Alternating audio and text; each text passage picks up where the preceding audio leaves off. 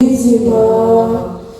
masiwara zaliwa, ya masiwara elia, Mola nisaidia. Nani kemi anzima, limezewa konia, mahaba ya kila dunia. Eramu izipepeza, rangu mwezi sita ya juye.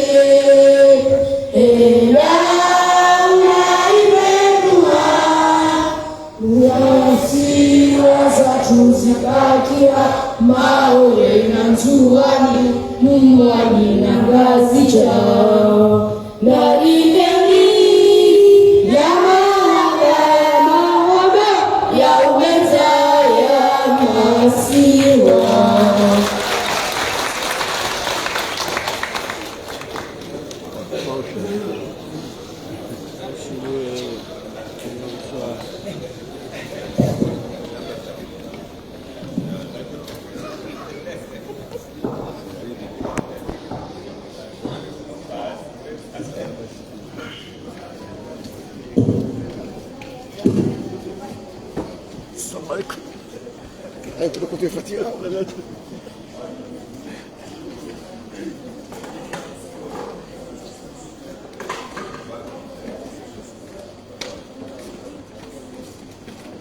Marahaba chango kitufu oba ene joka isabik wenyile daho wakili wa ni madame la vice-présidente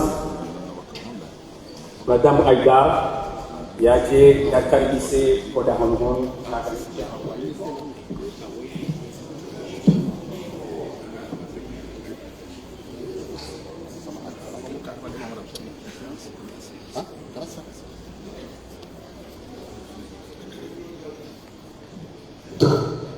Madame la ministre du Genre, porte-parole du gouvernement, représentant le gouvernement.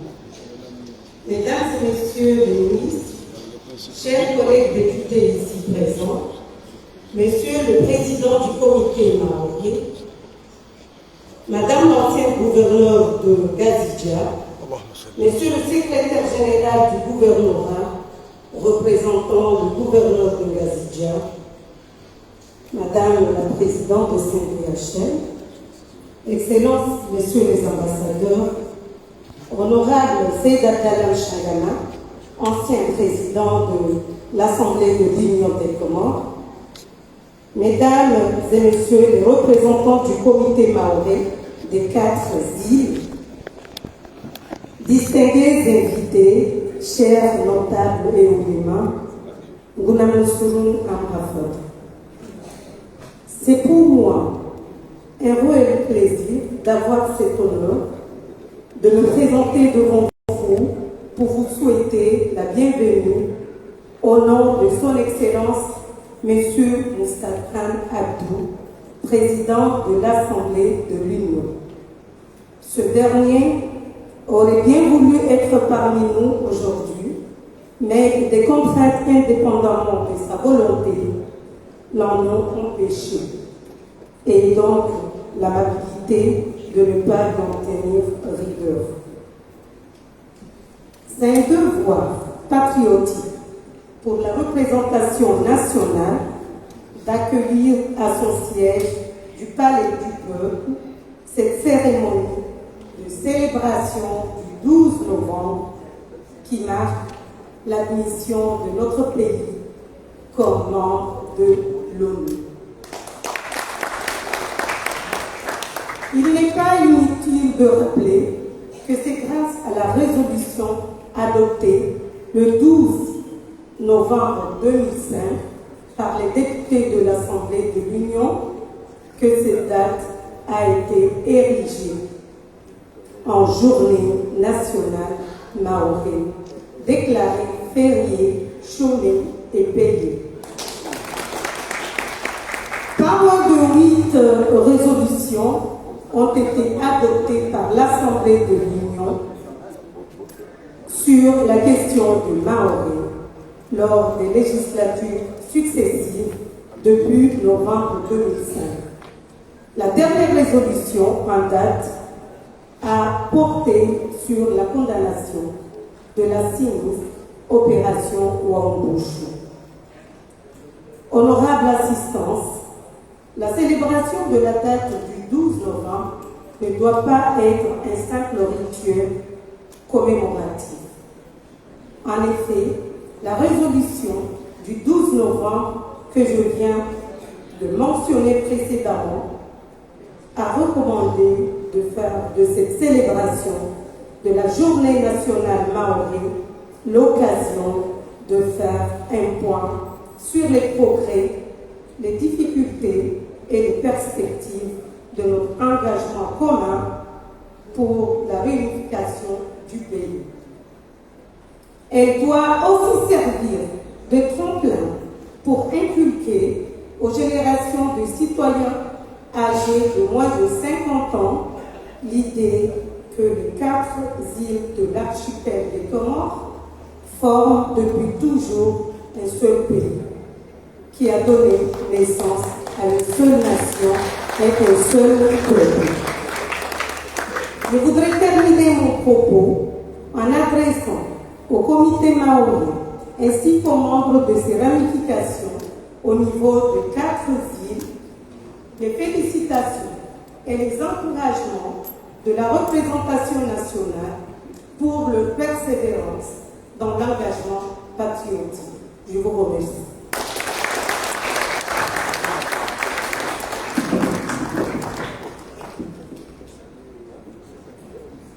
Madame la vice-présidente, l'Assemblée,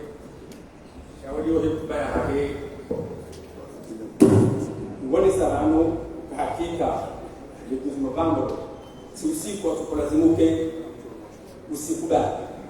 Madame Shendo Mahaji Sara Fanada Sina, le président actuel Azali Asmani, alione sayo kaya, usiku dommage pour ça urele ha, ça omuhura ne sijie.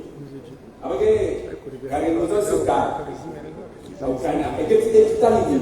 Lolo wanya sana wafika kwa trafiki na mastaba. Basi tuenda usiku, rekunda nena eshe kusikunta kwa sherehe. Zote zitakulisona ndio na watu. Misika na wengi kusahau serikali, ndio ndio zamba bana. Kwa usiku mafufu, muhimu ndani nisijue.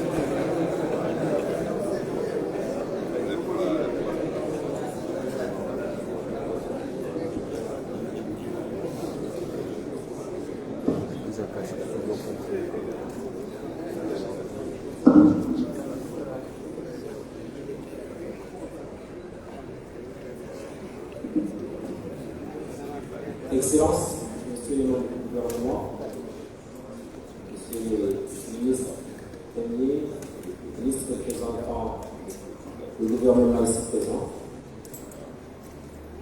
honorables députés,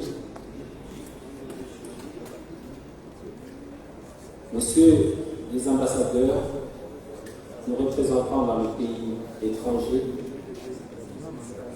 Monsieur Souka Jouzou, ambassadeur à Genève,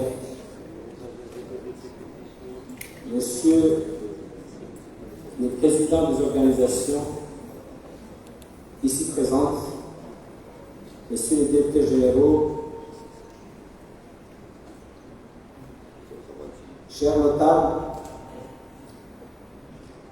membres du Collège des sages, camarades militants panafricanistes et combattants pour la lutte et la libération et de retour des l'île comorienne dans son giron naturel. Madame la présidente de la CNDHL,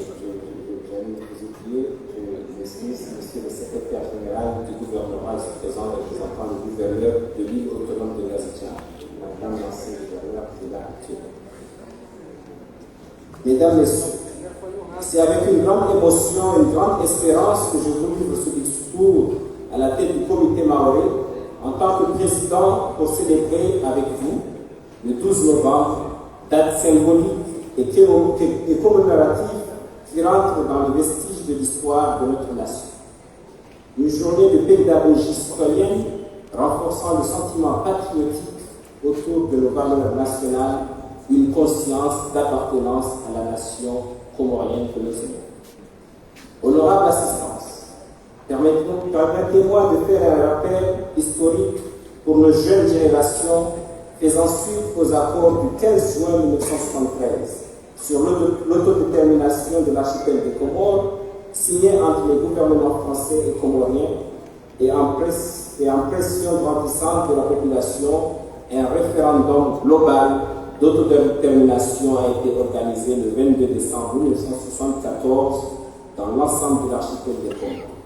Ce référendum a été adopté par un oui massif.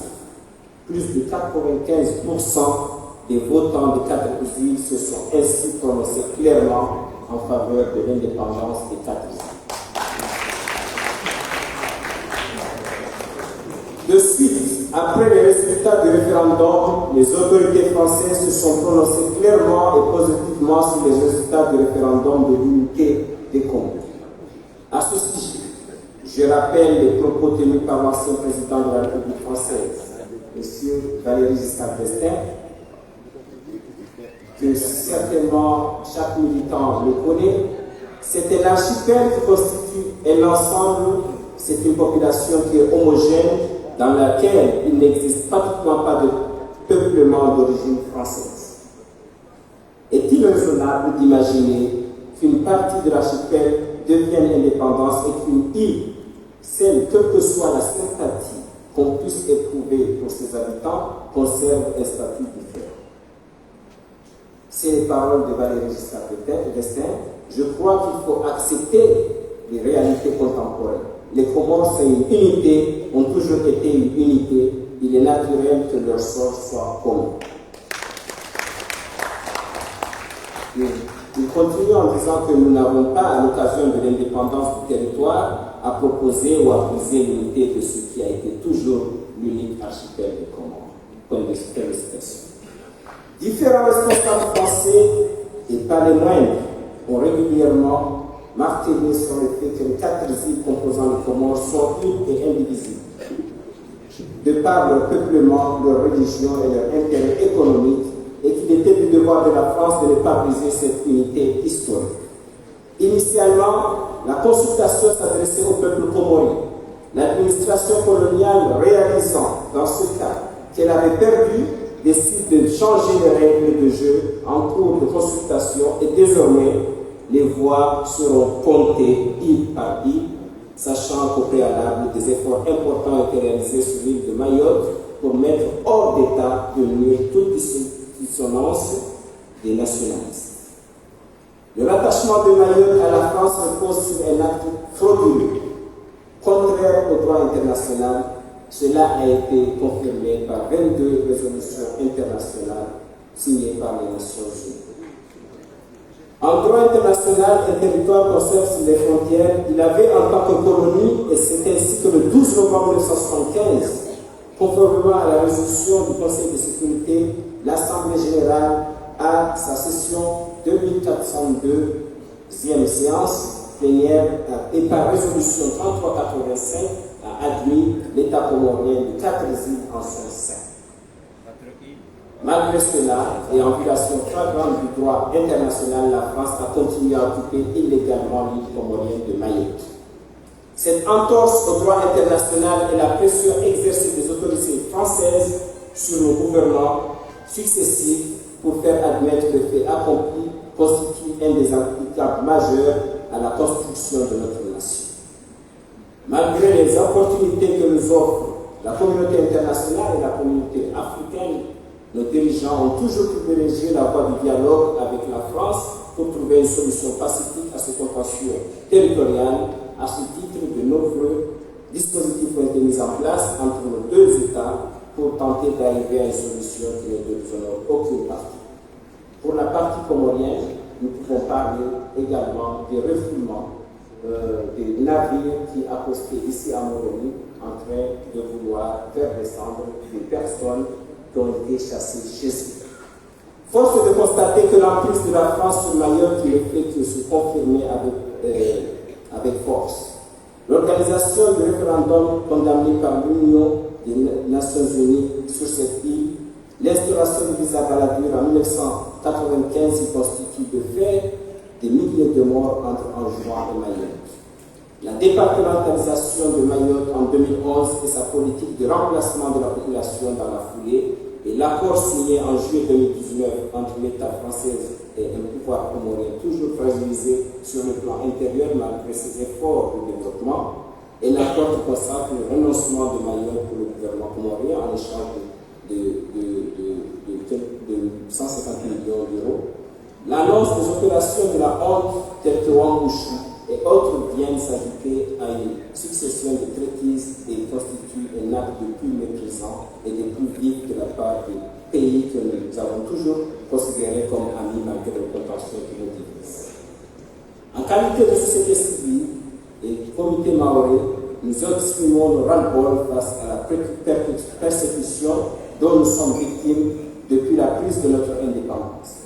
Bientôt 50 ans de gâchis incommensurables qui laissent deux générations sacrifiées pour des sombres intérêts, deux générations qui subissent un narratif néocolonialiste visant à entretenir la division entre les enfants des Comores et à les maintenir dans un état de dépendance et de mendicité vis-à-vis de la France. Nous ne pouvons tolérer les humiliations de notre pays souverain en laissant se perpétrer un crime contre l'humanité sur le terre.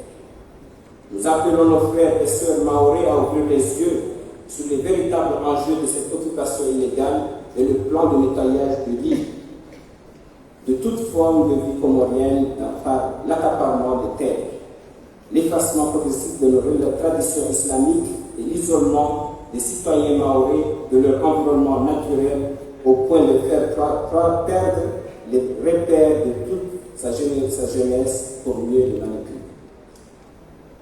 Diviser pour mieux régner est une tactique vieille comme le monde, qui est utilisée pour nous détruire et permettre de disposer allègrement de la position géostratégique pour constituer notre archipel dans le rapport de force mondiale.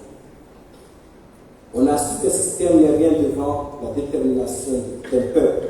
Et à titre d'exemple, l'île Chagos, sous domination de l'impérialisme britannique, revient à aujourd'hui à l'État mauricien suite à une bataille juridique sans précédent devant la Cour de justice internationale. Le temps de la complaisance et la duperie est terminé. Nous devons expressément au gouvernement français l'arrêt immédiat des opérations criminelles menées successivement sur notre île comorienne de Mayotte.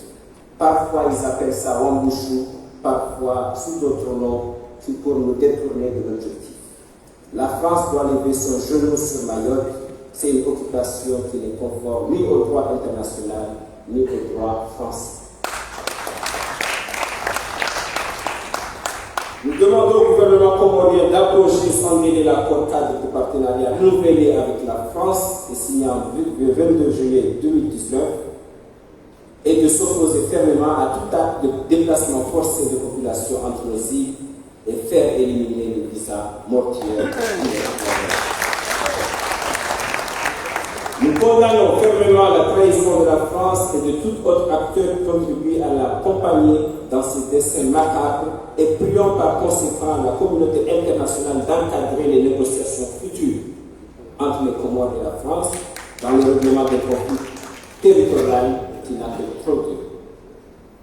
Nous appelons à la solidarité des peuples frères, à l'instar du GID, groupe initiative de Bakou, que nous venons de signer un accord en cadre ensemble pour faire barrage au néocolonialisme qui pille nos pays et détruit l'avenir de nos enfants.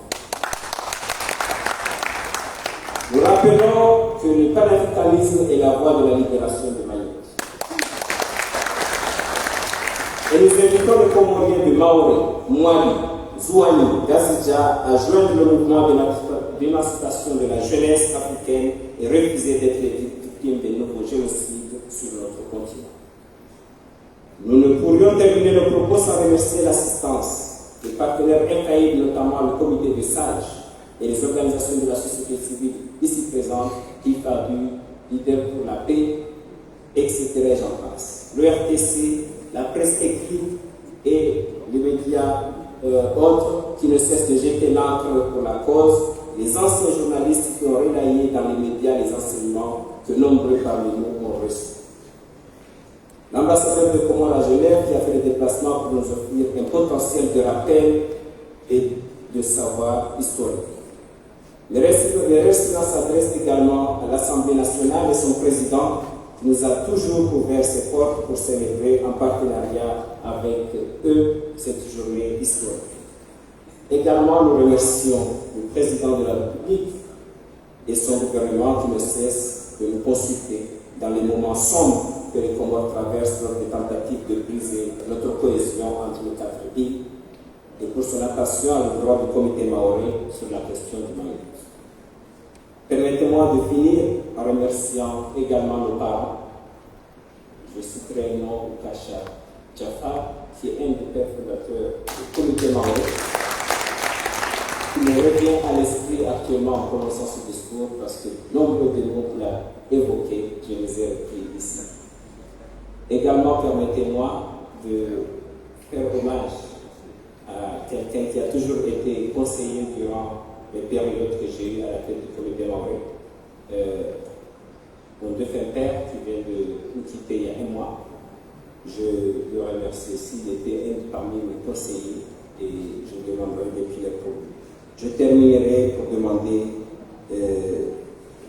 enfin tous les membres du comité maoré, nos doyens, et je citerai spécialement Mastaba qui n'a cessé de me rappeler les étapes de l'organisation de sa participation de cette mission. Shukran lakum.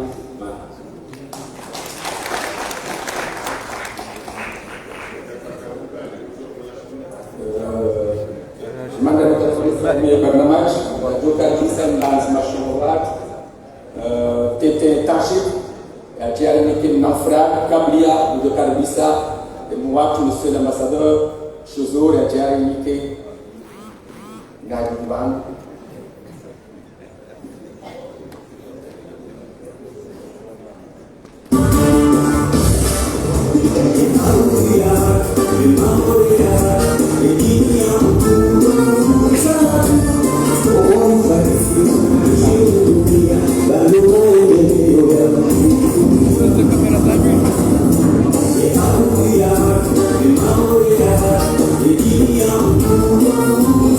Thank you.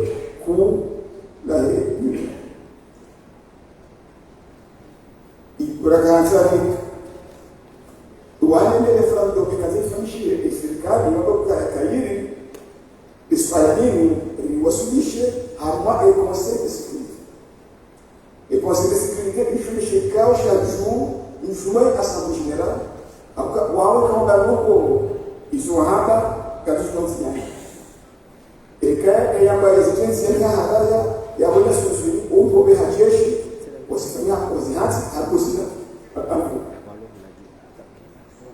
le 28 janvier 1976 la famille télégramme il est chez moi et secrétaire général il y a un président wa écosse de sécurité donc wakati huo ika Amerika ya président cette femme yatsaha ikandokaya ngasahau shika ushini mlaani umpiga hamvu sisi washana ile Faransa mlaani ile zile fando zangizi kisifushi kabla yabo urakaratsa ukanga kutanzone mbe Nations Unies en Faransa akanisa kuzafanya za mzia ya kublokeza kisifushi akaya octobre 1975 en France il y a donc une délégation dans le Comores qui ont Paris et j'ai hadis et ma soeur a trouvé une seule fois comme elle est au Kaya ngajoro besika la kuanza c'est toi mana kanilojana ile na kukonsidera leo kugongo watu wa délégation ile wakati huo waka Dr. Belali ndio walipotipia wakazawa wakatwahili waka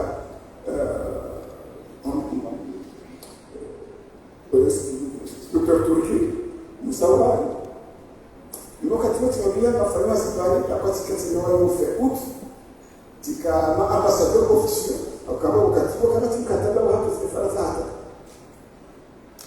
tujawa shaula miski stable kuleka waziri wa hizo territoire murabali mjilio hata ndio kaya kairi kwa Nations Unies il a demandé fin à Amazon qui est novembre à Hiriche et sa dame Anto à Hiriche tu vois kaya yabo ndilibani kwa décembre et assemblée ya kutangania yabo iliwaje ndio mnatoa swali za resultats za kuomba ya referendum et quand vous avez assemblée kolon tuanze swala hilo watu sisi kwa kubali ilahishi unasikia ndio subutu le département de France a pris des décisions et c'est quand même le choix mais c'est quand même une majorité et donc aussi il y a des bataillons les délégations de Kaya avant que va là aux Nations Unies et d'être la case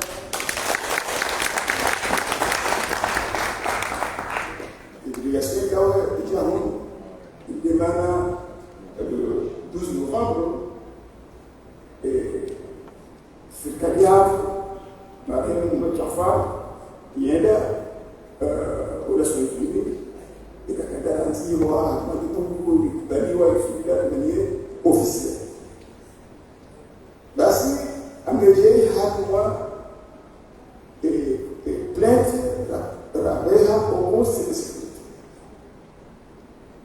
Brazil ni habari si barua za Kaya ganto haraka wasubiri New York akabanu ndio plainte aux Nations Unies au Conseil de sécurité wakati Kaya le 4 février 1976 arrive à l'ordre du jour les conseils de sécurité les souhaits à la Comore ya vijana na baada ya kazi wa chef de délégation Siloma Mudibaraka wakati ula akasura alafu watakafu ya kaungusu ya Rwanda ya wasili New York le 4 février mitkapani ugaza vitu zingi zatoka haraka maana student kwa ugazo kedele kwa uboneke yabo ya representants c'est le 4 février si laikiwa ni Said Ahsan comme ou le ministre des Affaires étrangères, à représentant la Tanzanie aux Nations Unies, à secrétaire général, au Oya, au Katuo, akamashukuru hapo ndio akachulia na hapo ile ndega aeropo ya ndio kaya na kwa jioni katika ngozi sana tutawa kwa ile delegação do jamaa ya mgusano itendo na le 5 février de l'escalade wakati na kwa hapa na ndio kaya mtu kwa robode siatu mbaraka msibagine ndabo ewe hapo ikashanga kama mbaraka kabisa kama mtu wa shobati sio hata msichana sasa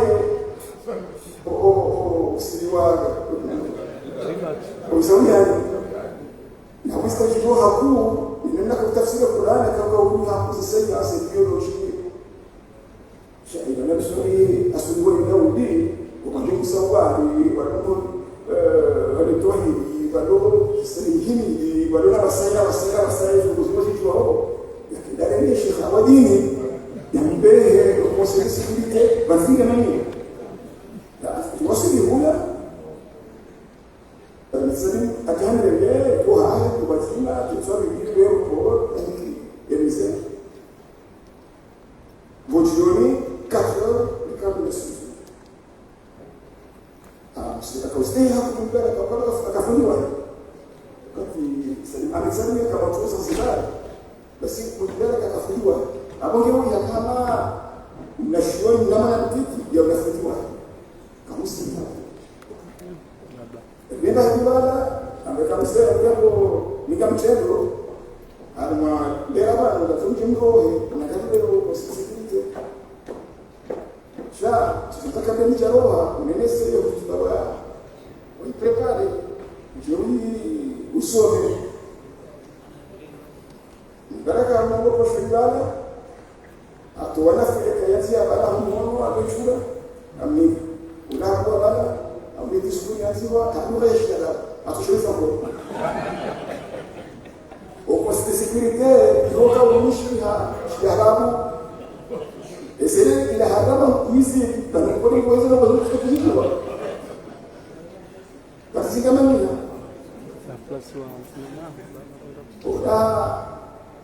amekafanya ushaya bali kana wao wanafanya itarajia baada kama mtatoa siku ashereza inshallah akama kusidai na baada kwa sasa ndio nafikiri ndio wala tuana na kwetu baya ya kwa sidala isakadia sakadia kwa basi kushitasi bila kuweza shia kama kitu moja bali ndio kaza ipasikana hiyo mzao ndio chia bismillah ndio mzao wasio na sisi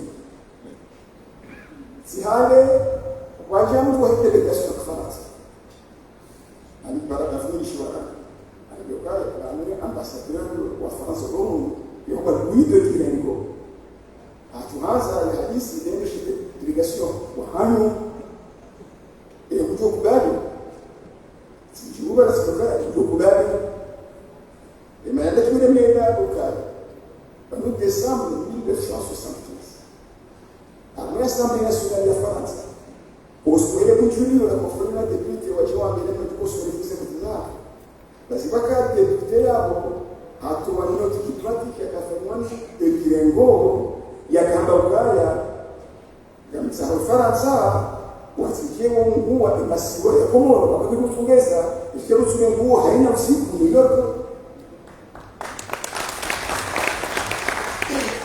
wale ambassadeur wa Faransa kwa sushi yaka ndio wao ndio kitosha deputy ya hospitali ja kwa benefit la bala kama deputy wa Paris na deputy kwa wana utima Hispania acha soma wale wao soma kaza kutao jusqu'à tester la soto wema sababu au kabla kwa ndio ya fiza kizapo ndio kwa tusaidia au contraire mwanzo ya naskishi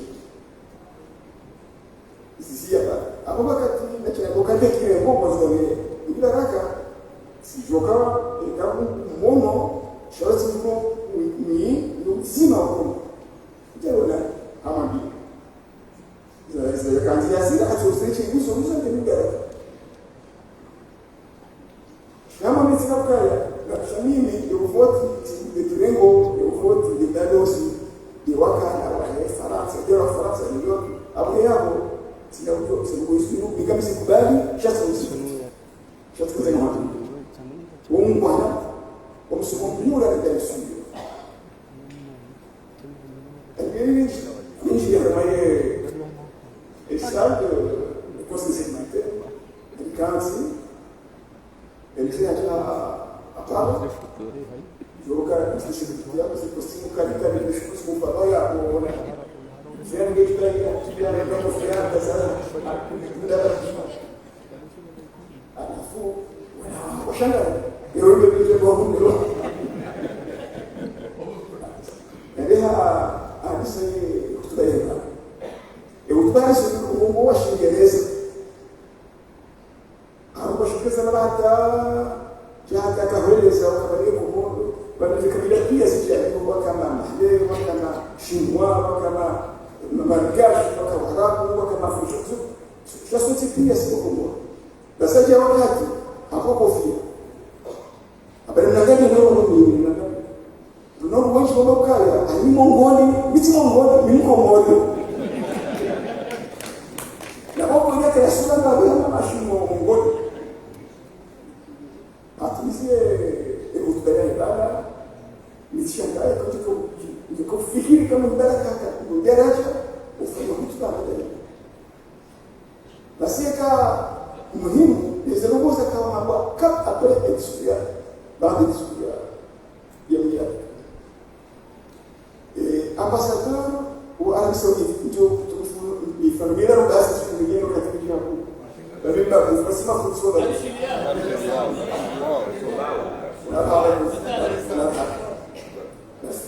representante wa Arabie Saoudite hapo. Dabar mimi ni dipane. Wakati de conseils katika Arabie Saoudite sawa na solution ya 1948. Arabie Saoudite ilikuwa na makada amesisi kama ustaarabu wa Kenya. Mtu ushauri wa Kenya ndio baba. Basi lazima ya hana mtu ndio ya consistency ya leo. Nje hapo Kiingereza, shirafu, ama Kiingereza na Kiswahili.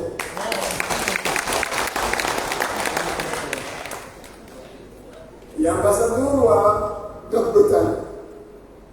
Hajuma. Dezois. Cheza ukaya. Ningine yakini kutoka nyumbani ilikuwa somea ninachosomea mimi University ya Oxford.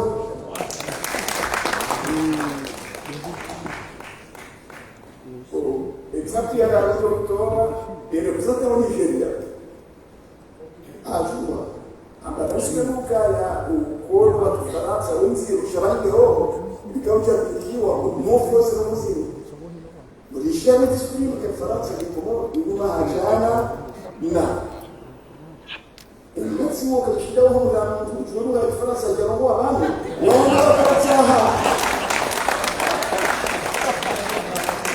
umezaka wa hivyo zameda wasomesha Kiingereza ndio kujua ndio kweli hakuna leo Nasema na lecture muhimu ndio abudata fikia udakari sio kwa alishauri kukutana Nasema katika majiaye hii ya Nigeria ndio bali msungwa na mbele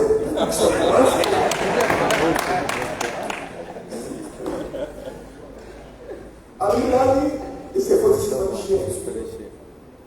Dizer Lucas se pressa agora se sabe que se joga esse como wakubali resolution o Uingereza na Marekani abstention kuja Russia na China walisubiri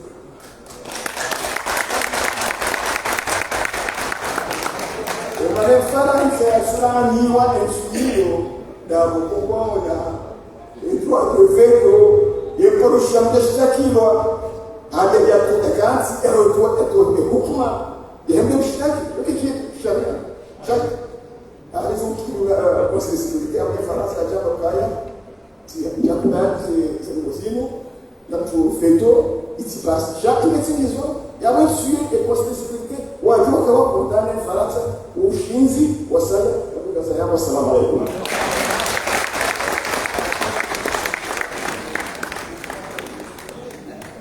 Maraba mengi, monsieur l'ambassadeur, nafikiria kanya msomo mkuu kabisa utengoni munu watarehi warenge Dr. Nonondo haubola ondikamu na nao wametarehi ya hensinu washindi warengi wahobo msomo mwingi kabisa wahuma ila madekaunu waitokeleze utengoni munu leo inayo ishawatawu eshama rakunitimaore ijaswiha abengine batinaoleta kwa wakati ufurao na kutokaribisha mzee wa watu mzima kutoka wakili College de Sage yaje yarimike ya hali khutba. Marhaba, tafadhali.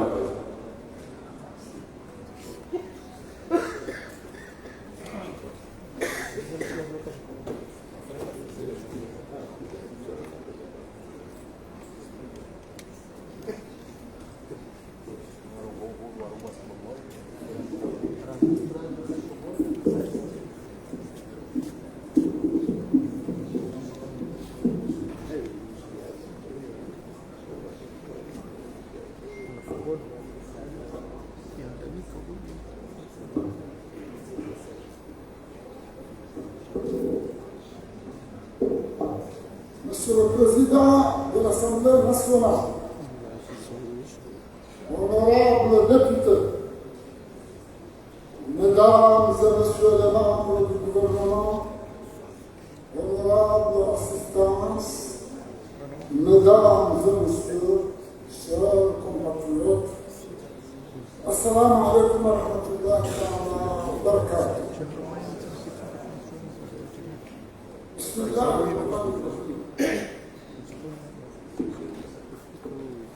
Voici maintenant presque 50 ans que notre chère île de Mayotte est occupée illégalement par la France et ce, malgré les nombreuses résolutions pertinentes des Nations Unies condamnant la France en lui demandant de restituer l'île de Mayotte sans délai à l'État commun.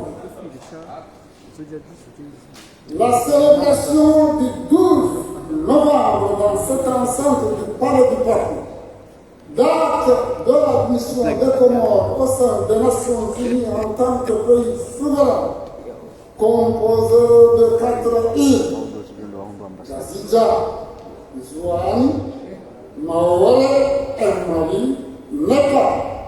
Mesdames et Messieurs, ensemble c'est mort. Il est aussi l'expression de la volonté de tout un peuple déterminé à retrouver sa pleine souveraineté sur tout son territoire, car Mayotte est comorienne et le restera à jamais. Cela fait 50 ans que tous les gouvernements successifs des Comores, depuis le début de l'indépendance à nos jours, réclament avec force à la tribune des Nations Unies le retour de l'île comorienne de Mayotte, occupée illégalement par la France. 50 ans que les autorités comoriennes, au nom de relations historiques et amicales entre Birman avec l'occupant, privilégient la voie de négociations bilatérales pour le règlement de la question de l'île comorienne de Mayotte. 50 ans après, la question n'est toujours pas réglée. Bien au contraire, la situation s'est aggravée. Les autorités françaises propagent la haine et la xénophobie entre les communautés, déplacent par la force les populations dans le cadre des opérations Wambushu, créent une frontière artificielle entre les îles indépendantes et l'île de Mayotte en instaurant le dit Paris, transformant ainsi le bras de mer séparant Anjouan et Mayotte en un cimetière marin où plus de 30 000 Comoriens ont péri. Aujourd'hui, la police française procède à Mayotte à des arrestations de citoyens de nuit comme de jour, dans les habitations, dans les écoles, devant les hôpitaux. L'accès aux soins, au travail, à l'éducation est interdit à toute une partie de la population si elle a des origines d'une autre île comorienne. Ça suffit.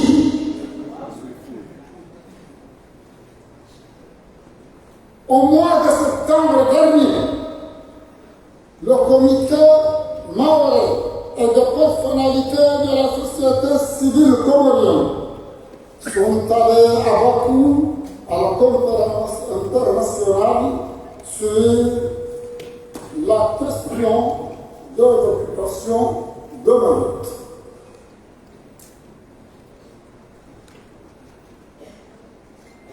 Elles ont interpellé la communauté internationale pour agir dans le cadre des Nations Unies pour la réintégration de Mayotte dans l'État comorien, conformément aux résolutions pertinentes de cette organisation. Monsieur le ministre, Monsieur le député, mesdames et messieurs, il est temps d'agir.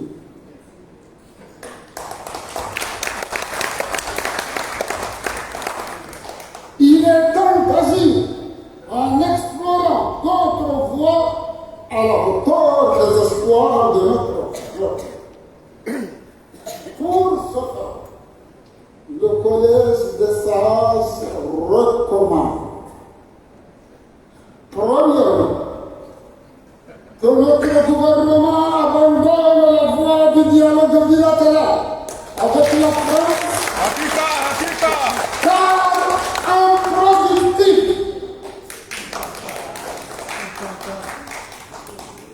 La question de Mayotte doit être désormais réexaminée conformément aux recommandations des assises, conformément aux recommandations des assises nationales, selon un cadre multilatéral impliquant les Nations Unies, l'Union africaine, la Ligue des États arabes, les pays non alignés.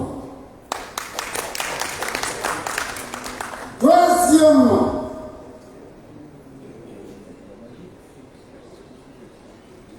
dans ce premier rang toujours, je termine le premier, la victoire du gouvernement mauricien pour le retour des îles Chagos doit aussi inspirer notre gouvernement pour engager avec courage et détermination le combat pour la réunification nationale. Deuxièmement, notre gouvernement doit s'opposer ouvertement et clairement à toute tentative et à toute manœuvre dilatoire visant à accorder un statut diplomatique aux séparatistes maorais dans les institutions régionales comme la Commission de l'Océan Indien et les pays voisins. Troisièmement, notre gouvernement doit demander aux autorités d'occupation la suppression sans délai du visa Baladi.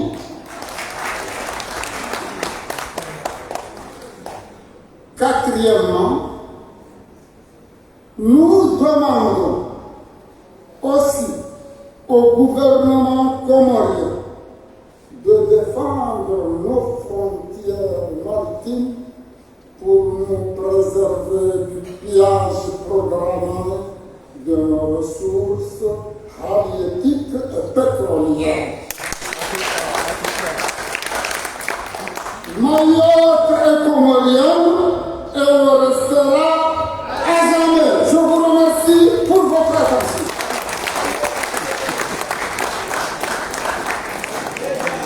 Maraba, João Moura, especial representar vai collège de sage. Joseph Senawati Aukala Rondo Tokufu, Romodorio, Raymond directeur du cabinet chargé de la défense, Medani Belou, Amodoria, au Trembonibun, Abagay, Jojo, Tekarmosione, comme Johan. Avant, nous avons Carlissa et Kalmani, Wale Sekai. Ikawa ya Donishiwa, Ujorongoa, Ulekalma, la Hesekai. Madame Maresha, Fatima, plutôt, tafadhali.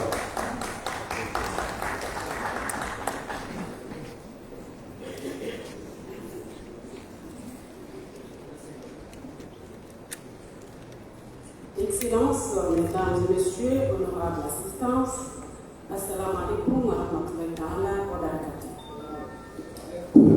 C'est à la fois un grand honneur et un privilège pour moi de m'adresser à vous, au nom du gouvernement, à cette cérémonie.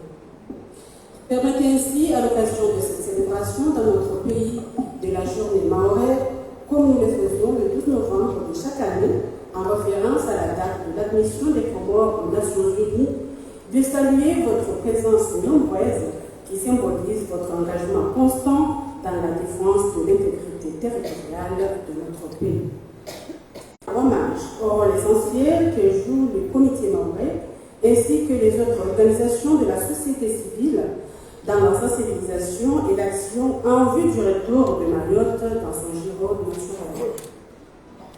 Mesdames et messieurs, cette journée est l'occasion de rappeler que lors du référendum du 22 décembre 1974, les Comoriennes et Comoriens de 4 îles ont répondu oui à 95% à la question qui leur a été clairement posée: souhaitez-vous que le territoire des Comores soit indépendant? Depuis 1975, l'Assemblée générale de l'Organisation des Nations Unies, sur la base de la résolution 1517, réaffirme l'unité et l'intégrité territoriale des Comores, rejette à l'avance et considère comme nulle et non avenue toute autre consultation qui pourrait être organisée dans les Comoriennes de Mayotte. Cependant, force est de constater que l'occupation illégale de l'île comorienne de Mayotte persiste depuis bientôt 50 ans et qui contentieux qualifié de désagréable nous oppose à la France. Quelles solutions préconisons-nous aujourd'hui face à ce grand pays à la fois puissance occupante et partenaire de notre pays? Le gouvernement estime que les discours à l'ONU dans les instances africaines, arabes et francophones et les justes revendications dans les forums internationaux doivent aller de pair avec le réalisme et l'efficacité. Ainsi, depuis quelques années, tout en parlant du différend territorial qui oppose notre pays à la France, sur l'île comorienne de Mayotte, à l'occasion des sessions de l'Assemblée générale des Nations Unies, et en rappelant à la communauté internationale le caractère comorien de cette île, son Excellence M. Azel Soumani, président de l'Union des Comores, plaide aussi en faveur d'un dialogue inclusif et constructif avec la France. Bien entendu, ce dialogue doit se faire dans le respect du droit international et des principes sacro-saints de la Charte des Nations Unies pour que les Comoriennes et Comoriens de 4 îles puissent en fait bâtir leur présent et leur avenir ensemble dans l'unité nationale, le progrès et la prospérité. Notre génération a le devoir sacré de trouver une solution au contentieux de Mayotte, qui est la cause de ces milliers de nos compatriotes qui meurent chaque année dans le bras de mer qui sépare Anjouan et Mayotte. Dans cette démarche, nous ne devons pas exclure nos parents, nos frères et nos sœurs membres. Leur destin et le nôtre sont liés par l'unité géographique, culturelle et identitaire, et nous avons le devoir impératif de léguer aux futures générations de Comoriens, de Français et de Franco-Comoriens un héritage harmonieux, susceptible de leur offrir la possibilité de vivre et de s'épanouir ensemble dans la paix et l'harmonie. Je vous remercie. Watukufu hezidera jazaha mizunti mkao uganitanizo mchunga wote kwa mwili wenu. Assalamu alaikum. Siwandrana na heshima na utukufu wa ibaba wenu ilini rombole serikali harme hafla mahsusu ya tarehe beshelea ya mjua wa Komori harme ya madaula tarehe 12 ya Novemba mwashi na mashindano ya kufukara tano ekarari ya Ziziramu na Mtananagaru na Minane na Nzana. Hamane hadi zikoendelea hainimaha tarehe Janeiro ombe mofungu hanu hautukuza isherekinu andama kwa mwana ya kikishao omtutule hanu ilinyamili ya mipaka ya Komori ya pangiha hamasiwama. Hefu swahinu na mikubali kwa kufu nishukurie hajiku tibaki nitahe hizi jitihadi ya komite maone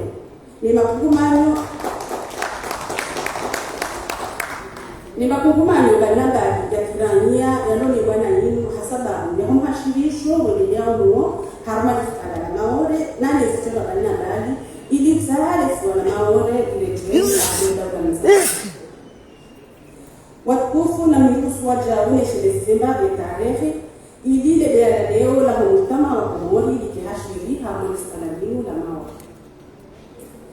Tarehe 22 ya Desemba mwashiri na majina shenda kufukara na nne ya Faransa ipanga referendum hatuma inarumai masiwa ya Komori ili wa Komori wajibu nifanadinu ya uka ngamanzumke kuria na haruma mafungu mengoshenda na matano hakumachana ya wa Komori mashina waume wakubali ya ukaya au kuria na kuhusu na rangundo mwashiri na majana shenda na mengofukari na sana omkunsi wa hejumia madaula habjunga ya nekala ya shikwi na majana na sana na 10 na mfukare ya ringo harumade suala na maure hejumia wa daula ya kisharauka daula ya Komori domasi wa mani ngazija nzuani mwali na maure na kabati itendwa shitofanyishika ili shitambaze emasiwa shitoka na maana au shikubaliwa hejumia madaula ama izo wa Komori watanabahio loka daula ya Faransa ifumie matu ibaze mashishio ojuma zikara rezehe jumia madaula yona mahamungo mitano ikanti hakumari siwa la maore hanzia zitoza haki yeba nuzambara Komori ngefanya oje hawa jadinu ikao nganiti yao hakumashindano ya Komori ni Faransa ikao wanavedo na ngeshangi yao enadileo ya Komori Yesikari, geonao ya ukaze hukba zihejumia madaula ni makungumani balina bali ya lola lisala ni mkodeni mfano wa mzima wa Afrika le kungumani wa Kiarabu ila kwa Faransia na yasala zihukba hizo amwe kazi kutosha na ngela kinua zitendwa haudunga wa wakati na nezipaka na oha kwa nisala na mawe watimani zihukba za raisi Asmani uono mafaka wapakani mahadisi ya jotanganya zichani zufuti zishanao na jiskada nino ili wapakani mafikiano unanekao ya kungahi benza ngela dimuo ujiungani ungani neziskarabi za hejumia madaula ni mikunti miraji ya dunia uwa Komori wa masiwamani wanyamilie nisharuri mafaka itoka sababu wapakani mafikiano iliyo Komori wanyamilie emendelesoni ya hensi leona maudu hamo wazima na hawaya amani na mafikiano emabea ya leo ni yaja ongela kimuo wanyamilie alalinu iliyo pakani nisharuri mafaka mituru gusu ze ajali zijiliwa hamaze bahari za mzua na maore zikaze kilifu ulimigori Ngwa hibenza wasmahamada yinu ngela zinuo wananyasi wa maore wairenge fungu hauka kwa watu kama fikiano wajibu haina mzimandasi lespaladino likela hale limshughudise shalitsa ikela serikali mbali ne komite mao ndio wajibu waja usi wa Komori hasonzi riridhishe emabea ya jao emitanganyiko hauka karjatungua ukabazima hatu ama Mwenyezi Mungu hafanya ukaya ya Komori yo masiwamane maore njuani mwani na gazija ya lugha nzima ili nzima na tamaduni nzima abo Mwenyezi Mungu tukufu akaanza ya rangi ukaya edestere hatu nzima wassalamu alaikum.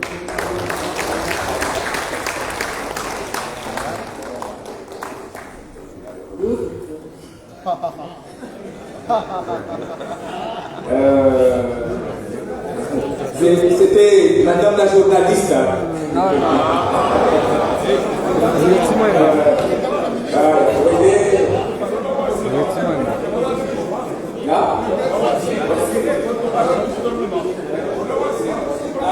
Kita shuhuda wageni watu wakapejo kajema ale jumu la taifa au wazima afonti pia rajuma na inawadane serikali.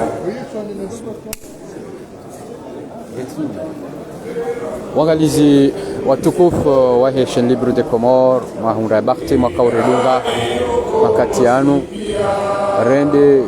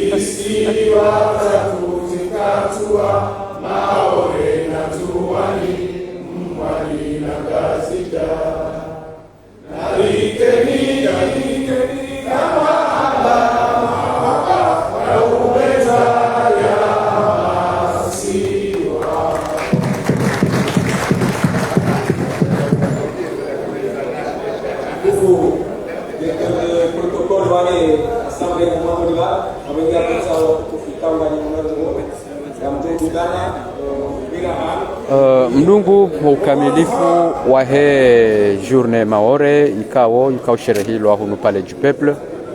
Journée Maore inu le jina linu lija hapo yakaya unu ndo siku ya Komori masiwamane wakahenda na ukubaliwa wakaye wanachama wa he Nations Unies haruma esiejia hawa jihunda wa hiyo New York yabo wa Komori wa tarehe wa kusudia wa usiku unu wa ukaza Maore journée Maore hapo yakaya wa Maore winji harumao wa hara ya huja wakabazima yaona wananyao wa Komor masiwa Marwachi.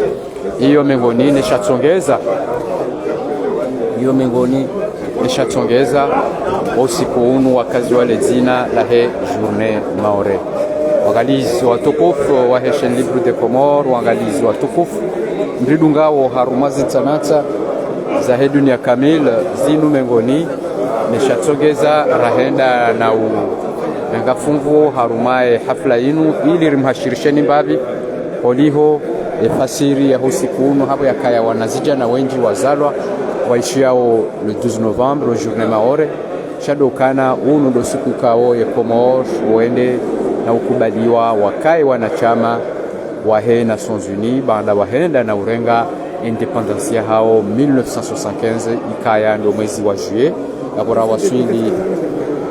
yabura wasili sama tonto bora wasili imahunu ja démocratique. Mzee watu, assalamu alaikum. Wa alaikum assalam. Natsengelemu magabu mahi. Huende na urenga fumfu arume journée maore eba izo adwambia wa komoriti. Mungu mbili. Ya ndani usiku wa leo unu siku kabla lazima wa komori onese usiwa usimemfarata. Baada mama ngomi sanda renga uhuru. Wabo haje sio chamao. Mtu siku lazima ufete harmanya ndani. Amando arimo kumbi. Naam. Abunga mwone sema sikitifu yao. Okay, natsengelemu. Ili emraia welewe ukaya inti haki. Ukaya ngari feteo. Usiku komori yakubala harimo juma madola inu mama ngomi sana.